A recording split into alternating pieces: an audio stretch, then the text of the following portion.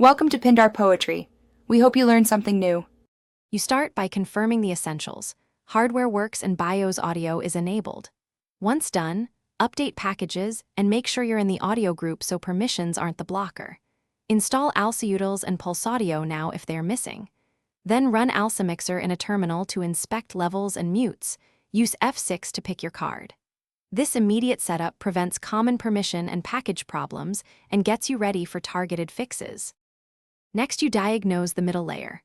Open ALSA Mixer and unmute channels using M, check output device selection with F6, then run speaker test to verify sound.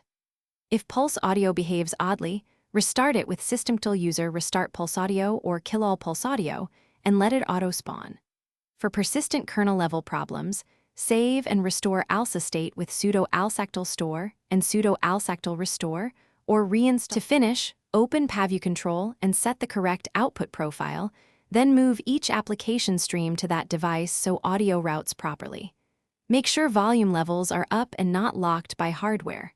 If problems persist, inspect dmesc and journoctl for driver or firmware errors that point to missing blobs. As a low-risk fix, reload the module with sudo modprobe r snd hda intel, followed by sudo modprobe snd hda intel to reinitialize the codec. If nothing works, reboot after recording log.